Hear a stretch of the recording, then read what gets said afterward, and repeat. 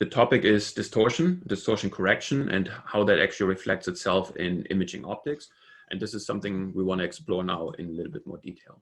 Again, first, very high level, right? What is distortion? And it is something, it's an effect, a phenomenon that you see, especially when you move to larger field angles, glass lenses, super fisheye lenses. You kind of often see that the pictures feel squeezed at the edges, right? So the amount of pixels you have available per degree is decreasing. So this gives you this squeezed object. And quite often people then use software to dewarp such an image to get something that is maybe more pleasing to the human eye, or then also more understandable to an algorithm. What we're not really meaning with distortion in this context, in this webinar, is an image that is maybe blurry or has flares in there, maybe from stray light, right? So it's not a bad image quality per se. It's just simply that the picture, the position of something that you see in real life and where it's actually represented on the image sensor, that is distorted. And that's obviously the topic that we're addressing today. To give you a little bit of example how this could look like, again, on the left side, the picture you already saw on the previous slide. And here now on the right side, a lens that has edge enhancements. So there's more pixel made available for the edge of the image. And you can see if you look at the tree there, or if you look at the headlamp or blinker position there on the truck on the left side, you simply see more information coming in that picture, right? And this is not happening through software. This is happening on the optical level. And then maybe from your experience, right, you're in this domain for a very, very long time. If people can do things with software, and we're all using software in our cell phones and in everyday life, right? Why bother with going the extra lengths and trying to do this on the optical level if software can maybe deal with that? Yeah, that's a question we get all the time, actually. So that's a good one. So the bottom line is, if some applications don't need to dewarp at all, and that's fine. And we'll talk more about our technology for manipulating distortion, and in some cases, whether it be with a fisheye like an f-theta, or with what we call tailored distortion, which we'll get into.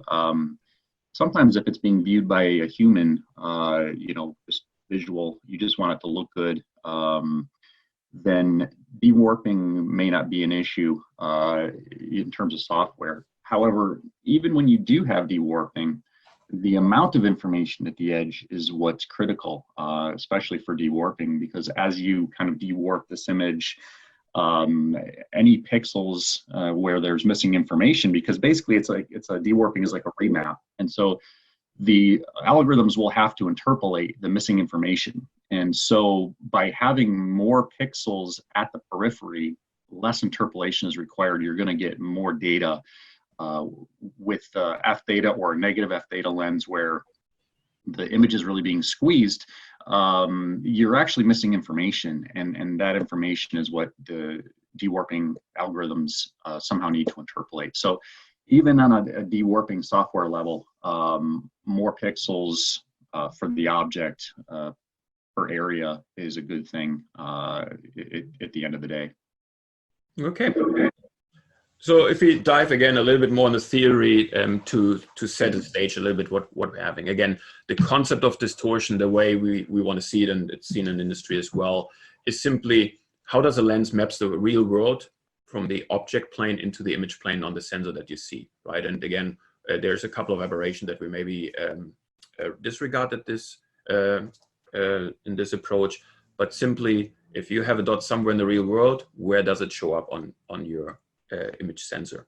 And there's different mathematical models that can describe distortion, and they're all generated for certain benefits or certain types of application. And it's important to understand what are the differences between those, and we'll get into that in a second. Typically, distortion is expressed in a percentage value. So it's a percent difference where you see the position of an object on your image plane and how much percent it differs from the perfect model that is used as a reference. And Ben was just mentioning, right, there's positive and negative distortion, right? It simply depends whether the real image that you see is formed at a higher image height than you would expect it, and then it's positive, or if it's at a lower image height, closer to the center, then it would be a negative distortion. And you will see that also if you look at our lens data sheets, right? You will always see a distortion value in percent, and you will see whether it's positive or negative. So you know in which direction it deviates from the curves you, for instance, see here on the right side. So then we have currently 4 different distortion models here, and I'll explain them in a little bit in a second. Are there any? I know people typically talk about stereographic as well. Where does this fall into place? So this is the totality of what we have to deal with.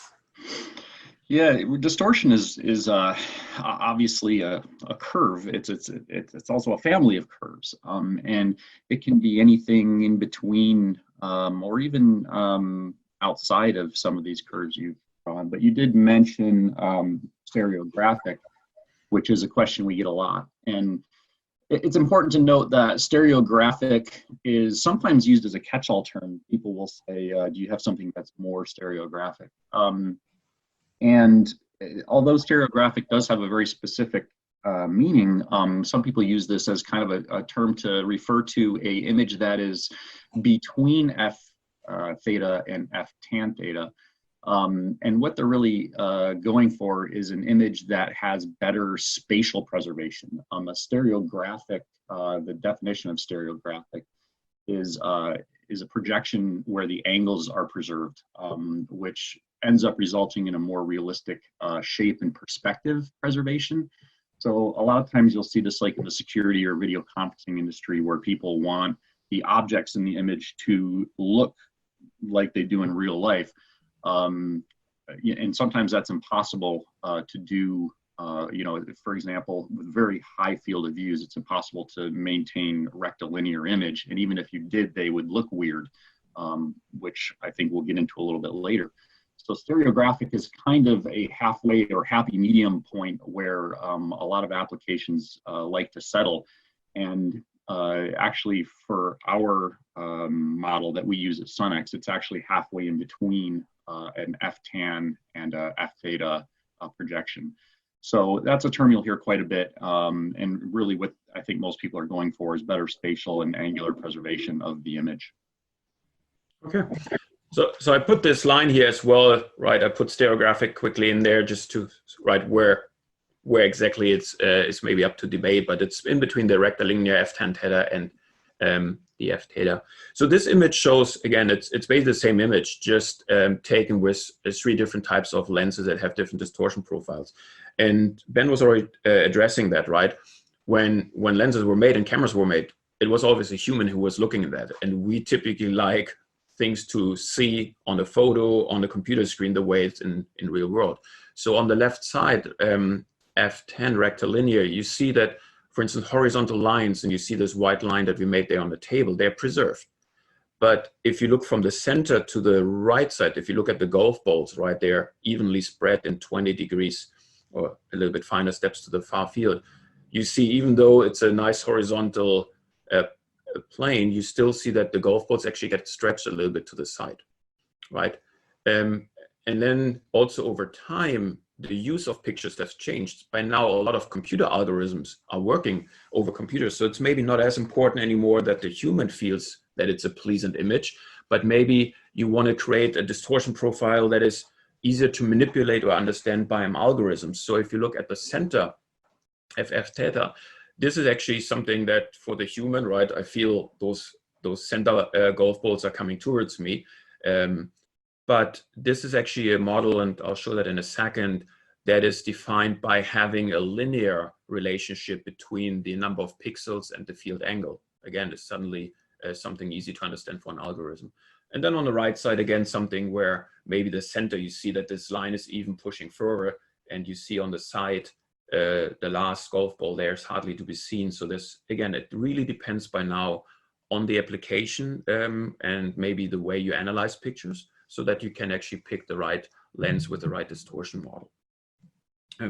Also been on the chart before, and I'll pop this chart up in a second again, we could see that in the beginning, right, all the models, maybe all the way up to 50, 60 degrees are very similar, right? So there's not too much distortion and they all behave kind of the same. But ideally, someone says, I want to have a large lens with a large field of view, but I simply don't want to have distortion. So is there like a, say, let's call it a natural threshold. Yeah. Can you really achieve zero distortion, or if you would really push the boundary out very far, are there any trade-offs you have to deal with? Oh yeah, for sure. What's interesting with regard to distortion is I think there's, people sometimes think, well, I don't want any distortion. Like distortion's a bad thing, and sometimes it is, but not necessarily. And you don't necessarily want zero distortion with really wide angles. And I think one of the illustrations of this is on this slide on the left-hand side. I think that people don't realize that zero distortion, f-tan distortion, is maintaining very straight lines. But what ends up happening is that you don't preserve the object shape and angles at high angles field of view. And so what can be done is perhaps less relevant than what should be done. So we've seen designs out there that have zero distortion to extremely high field angles, and they produce very strange effects. And so the real question is, what do you need for your application and what's going to work best for you? As a general rule of thumb, you can maintain zero rectilinear or f-tan distortion up to something like 70 or 80 degrees, depending on other factors and trade-offs in the design. And between that and say 100, 110, there's some amount of distortion that people are often they're okay with, they can accept it. But above that, let's say 100 degrees, you kind of have to make a decision, in a design or in an application. Are you going to go with f-theta? It's very well understood. It's easy to dewarp. Or are you going to do something like tailored distortion or some kind of distortion control or manipulation? So those are kind of like the practical limits. That's certainly not the design limit. Modern optical design and engineering and aspherics and things like that let us do all kinds of extreme stuff in certain cases. But from a practical standpoint, I think those are kind of good rules of thumb to go by. Okay. And you mentioned our tailored distortion, right? Some of our technologies a couple of times. So I just want to move through the theoretical part and bring us all to the space where we can actually see what we can do with our technologies. Just to put a little bit more context to those pretty pictures that we see here, just how we classify those different distortion profiles. So the first one that we see, which is here the blue curve, f-tan, theta, rectilinear. That's again something that's come quite often from the photo world, right, where people like to have the preservation of straight lines. Again, one thing that is a marker for this type of profile, which you have seen before, like for instance on the table, this horizontal line still represents itself on the image plane as a straight line, and that's the way this model is actually mapped.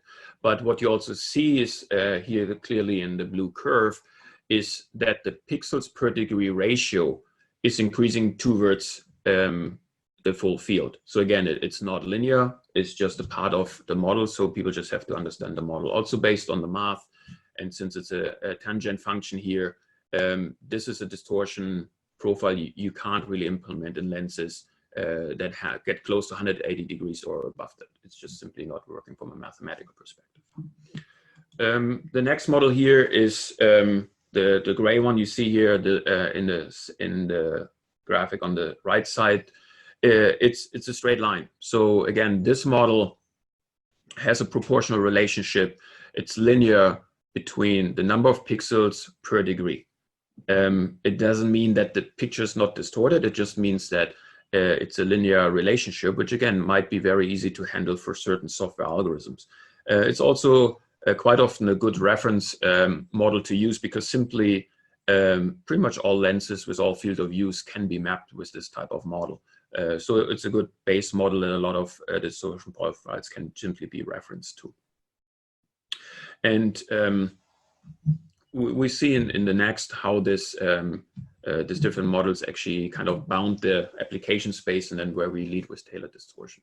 So we had the f-tan, the blue curve at the top. We had the kind of nice middle pass, typical reference people use often with f-theta, the gray. And now we have this orange line there at the bottom, where you have the center enhanced. So it's the center gets more pixels than the far field. And this is a distortion profile. That's also where the name is coming from. That is very similar to how the retina in the human eye is working, where the center has the highest precision. And this is where this name is actually taken from. And we have now applications, again, where quite often machine vision, computer vision applications are used to maybe do two things at the same time. We see this in the automotive space, or maybe also in the security space, where you simply have different application needs, where you maybe have still some peripheral vision, but you still want to have an enhanced kind of focus in the center of the lens. And Ben, when I talk to customers in the beginning, I always explain this is kind of a lens that has zoom built in. Is that a fair description? Yeah, effectively it is. Because tailored distortion, positive tailored distortion, tends to maintain magnification across the field a little bit better or more linearly. The converse is also true. If you go negative in terms of, highly negative in terms of the distortion, in this case, fovea distortion or negative tailored distortion, it magnifies the center of the image, albeit at the expense of the periphery. So it's the exact opposite of what we call edge enhanced tailored distortion, creating more pixels at the edge. This is creating more pixels in the center. So effectively increasing magnification and acting effectively like a zoom. Mm-hmm. Good, thank you. So I think with that, we've kind of set the stage, and now we get finally to the orange line there, this darker orange, the tailored distortion. So we call it kind of dewarping at the speed of light, right? Because it really happens on the optical level. It's not mechanical, it's not software-based, it's distortion on the optical level, and that's why it's at the speed of light. So tailored distortion, that's this orange curve. And quite often when we started using this is because we were doing a lot of fisheye lenses, and we were looking for ways how we can actually improve the distortion profile on those typical lenses, and getting a little bit rid of this squeezing, which you saw in one of my very first pictures, this squeezing at the edge. So how can we get more pixel and more resolution to the edge of those optics? And by now the applications are far, right? If you look in the automotive space, you have surround view cameras. If you look into the security space, surveillance space, you have the ceiling mounted hemispherical horizontal security cameras. All those start using this technology. And what we simply do there is that we increase the number of pixels that you have available per degree towards the full field. Also important to point out, tailored distortion is not just this one dark orange curve. Tailored distortion to a certain extent can be between the blue one and the lighter orange curve at the bottom. So tailored distortion is more a technology than one particular model. So it can really have different shapes, and we implement tailored distortion, and then the result of that we quite often reference back to f-theta, and we say that's maybe a tailored distortion lens with plus or minus % distortion to a particular model. So that's important to know. It's not just one thing. How does it now look in reality? Again, I mentioned it before. The initial intent was to get rid of this squeezing that happens in typical fisheye lenses. So if you look now at those three pictures, maybe we look at the center picture first. That's a typical standard fisheye lens. And you can pick a couple of different spots, but again, I stayed with the top left corner in this image here with the tree and the cabin of the truck. So if you look to the left, that is the picture which center enhanced, right? You see the center slightly blown up. You have way more information in the center. You also see that the horizontal cutoff line was coming down. You see that where before we could see in the top left corner at least part of the tree, you can now hardly see the entire roof of the truck. So this is because we put a lot of the pixels into the center of the image, because maybe for a particular application that was required. So if you now look to the right, this is where you see tailored distortion. So we start preserving a little bit more straight lines. We have less focus on the center of the image. You see that the horizontal is coming back in, and you also see now that you actually have a full tree, right? And this is what we I think mentioned in the first or second slide. You now have valuable information in that picture that you can actually use when you do maybe some additional dewarping or simply just using algorithm over this. So again, this is tailored distortion, and tailored distortion can have lots of different distortion profiles. It's really more technology that can bridge the boundaries from the full center enhanced to maybe something that is more rectilinear. And then, so do we typically have maybe, say, a family or a category of lenses that really kind of centers around, or do we typically see, if you now look back at all our different lenses, that really the tailored distortion lenses span this entire band that can be done from rectilinear to fovea? Or do they center around eventually all kind of the same tailored distortion model line? It is a family of curves, like you said, and we've done everything from center enhanced to mild tailored edge enhanced to relatively extreme edge enhanced, almost rectilinear at wide fields. The reason it's called tailored is actually quite literal. It's not just a fancy term, but rather it's meant to kind of inform people that we can really tailor the distortion to whatever the use case is. And so some people may really want highly enhanced edges. One example of that is like a downward looking fisheye security camera. Typically you don't care so much what's on the carpet directly below the camera. And so they want very enhanced edges. Other applications like viewing, police cameras or GoPro type cameras, maybe, it doesn't need to be that tailored. You just want something that's a little bit more perspective maintaining. And so it really ranges, spans the gamut. And this is what's kind of cool. We do have a fairly large number of off-the-shelf tailored distortion lenses if customers want to try various formulas to see what works for them. But as the name implies, we're also able to tailor that distortion profile for any particular use case. Mm-hmm. And I think a couple of things that you mentioned just now and also before, right? Just in this example of like a typical dome camera, right? On the left, again, maybe the more traditional standard fisheye. And then on the right, the tailored distortion, where you can see the couple of things we marked here, right? It preserves the horizontal lines better. You see the transition there from the carpet to the tiles. And on the right side, it's almost a straight line.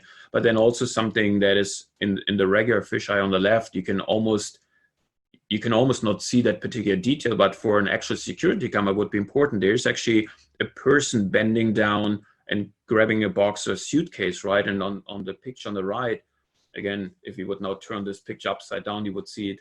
But there's actually a person standing in front of the elevator, which is because we have more image information, and it's also that the magnification is more preserved. It's actually very valuable information. Right, yeah. And for somebody looking at this, just viewing it like a security guard, or if this were a video conferencing application, it also looks more natural.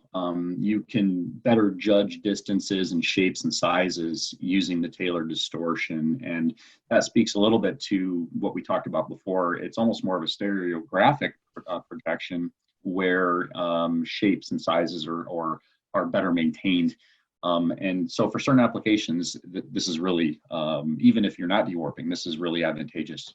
Yeah, and right, it's not really a secret, but it's a little bit of magic. So right, obviously you have to introduce aspherical elements if you want to manipulate the distortion profile, right? So that's not really a secret, but getting to a specific profile and matching certain application requirements from our customers, that's again where the competency and the experience and obviously a little bit of magic is coming in.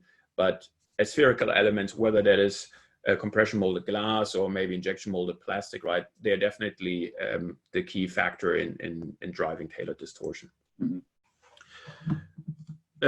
So here's another picture which again explains all those things a very simple way if you just use a checkboard pattern. And again, you see on the left the traditional fisheye lens, and on the right the tailored distortion lens. And just to bring it all a little bit home, and what are the advantages of tailored distortion? So the first is, since we now established tailored distortion is not one distortion model, right? It can span quite a bit of a band. In principle, it is the possibility to manipulate the region of interest. The pixels per degrees can be moved from maybe one position in the image to another one, right? From the center to the edge or vice versa. We still have the same amount of pixels available, right? We can't just magically make pixels appear, but through the optic, we can make sure that we use the pixels that the sensor, the image sensor is making available, that we can use them best for the particular application. In some cases, like you mentioned, Ben, already in the beginning, sometimes that's already good enough and you don't even have to do any distortion correction anymore on the software side, electronic side, but sometimes it's just preparing for an even better image quality where distortion is still required, or simply algorithms might have an easier life or actually have information they can actually use. And then also what we see here is that through tailored distortion, we also get some picture information back, right? On the left side, the standard lens, what I did here, I just counted the squares, and over the horizontal, we have a total of 16 squares. And on the vertical, on the left side, we have a total of 5 squares. Whereas with tailored distortion, we still maintain the horizontal 16 squares, but because we distribute the squares a little bit more evenly, we're not wasting them all on the 4 squares in the center, we can actually bring back in the vertical squares and have, instead of 5, we have actually 8 squares available, so we do see more. But if we now look at individual pixels, and I picked here on both lenses, on both checkboards, the same pixel, you see that with tailored distortion, that pixel is already a little bit closer to a square, and this is already on the far field, whereas on the standard fisheye lens, you see that that definitely has a different shape, right? It's more. Then if we get closer to the center, you see again the big blue pixel on the left side represents the standard fisheye lens. Again, you see the form is further off from a square than on the right side, where at the center we actually achieve quite a good low distortion there at the center. And also what I want to point out is, if you simply look per lens, the blue and the yellow, for the tailored distortion, I would say the yellow pixel is maybe a little bit less than half the size of the blue one. So the pixels at the center compared to a pixel on the far field are very comparable.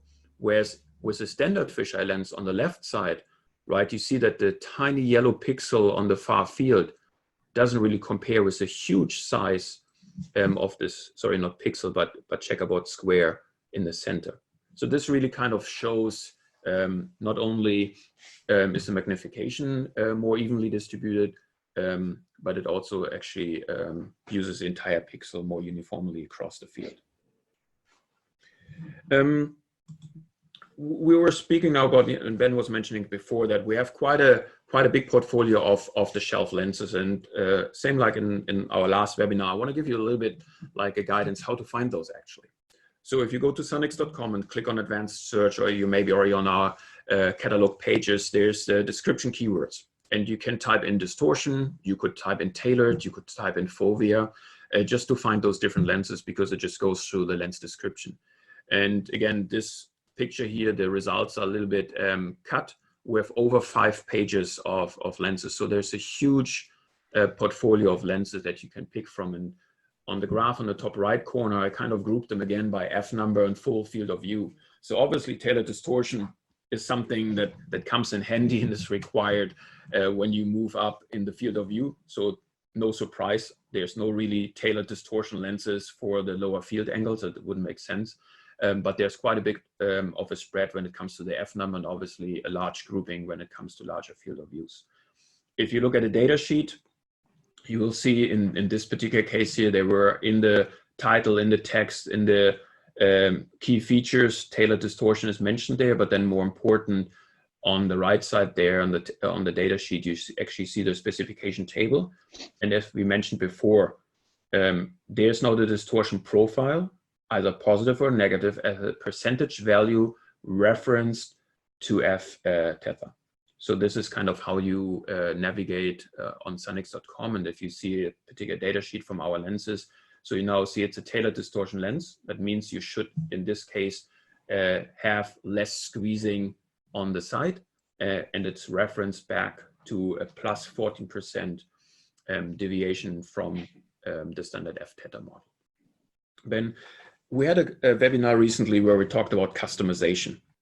And we said, right, the idea is try to find an off-the-shelf lens that has a couple of the first order parameters that you maybe want to have for your application. You can test it, and then you can see what can be customized for a particular lens. How does this particular distortion behavior of a lens aligns with customizing, maybe scaling a lens up and down? How does this relate to each other? Well, anytime we scale a lens, it needs to be re-optimized. Simply, putting in a scaling factor generally isn't enough to get the exact results that the customer is looking for. So distortion is one of those things that ties into many other design parameters. And so during that optimization of the scaled lens design, this is one of the things that we can talk to the customer about trading off. And so it offers a kind of a unique opportunity to take a standard lens that might be close, and then not only scale it and re-optimize it, but also adjust the distortion. That might be as simple as trying to minimize the distortion for a like a F-tan all glass design, or it could be as could be an opportunity to turn it into a tailored distortion design. For example, if somebody likes the field of view of a lens and the F number, but they want to use a tailored distortion type of profile, it's an opportunity to do that as well. So this is something that we would discuss with the customer in terms of the trade-offs and the use case, and something that we could implement on a customized or scaled up lens design. Okay. And I think what you mentioned, the discussion again is important, right? So we want to bring this to an end now. So again, if you find a lens that is close to what you're looking for, right? I think really the best, and you already know on the next slide, you again have Ben's and my and our general contact information. Having this dialogue of what of the lenses are already fitting to your application, what you might want to improve on, and then we can obviously give you a feedback that, yeah, please test this lens, because the things you want to maybe customize or improve on, we think we can do based on this base lens design.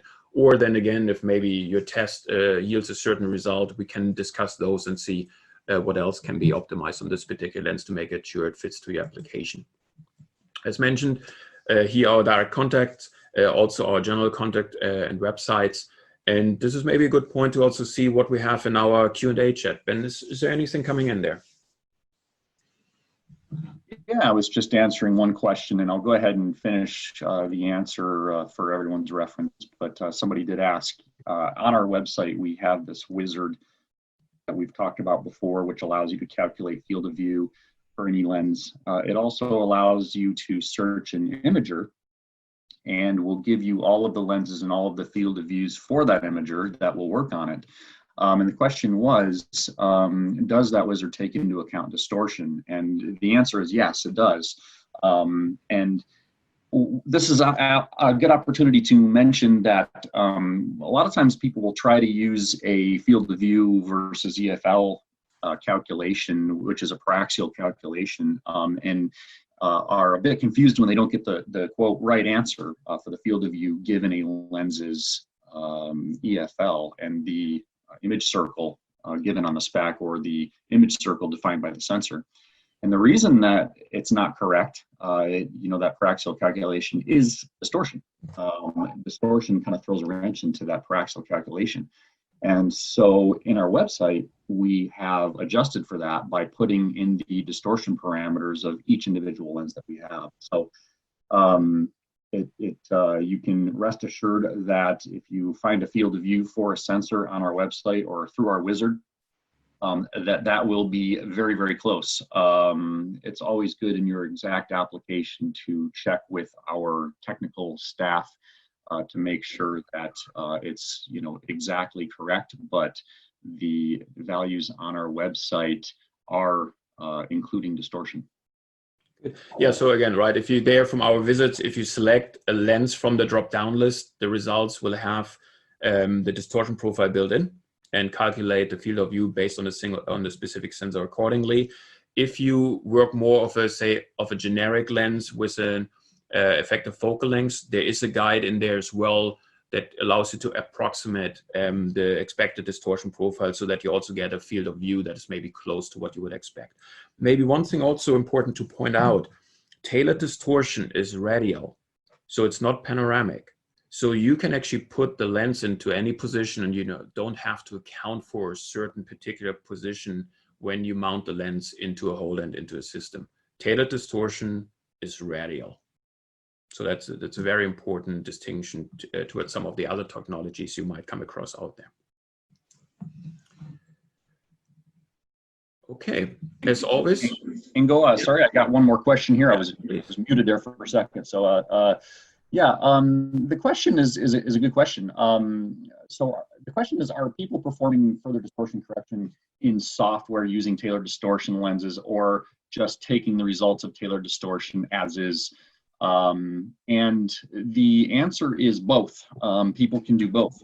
Tailored distortion does correct many images to the point that they are acceptable for viewing applications. That might be a wearable camera, a security camera, video conferencing. However, as we touched on very early in the presentation, there is still a big advantage to using tailored distortion, even if you're going to dewarp. And to recap, that's because there's more pixels per degree at the edge, and gives you more pixels per unit area, so that when you dewarp it, you don't have to interpolate as many pixels or data. And so that kind of leads to the question, we said in the presentation earlier that, f-theta is quote, easy to dewarp. And that's really, we should qualify that, because it's easy only in the sense that f-theta is very well understood, and there are commercial softwares which you can just, on a drop-down menu, say it's f-theta and it will dewarp it using that model. In theory, it's not any harder to dewarp a tailored distortion lens, but you do need to understand what that specific model is. And so it's worth mentioning that when you do work with Sunex, and we use a tailored distortion, or we design you a tailored distortion lens, we can help you with the exact dewarping coordinates, if you will, or formula to dewarp that tailored distortion lens perfectly. And so in that sense, dewarping a tailored distortion lens is no harder than dewarping an f-theta lens. And we can help provide the necessary information for doing that. That's a very good point. Happy that someone asked that question. That's great. Okay. Again, I want to be respectful to everyone's time. I really appreciate that you were joining us today. I hope we could explain a little bit how we see tailored distortion and what technologies we have that might be able to help you with your particular application. And at this point, I think I'm saying thanks from my side. We'll conclude the official part of this webinar here, and we'll stay, as always, still online if there are other questions coming in. Thank you very much. Thank you, everyone.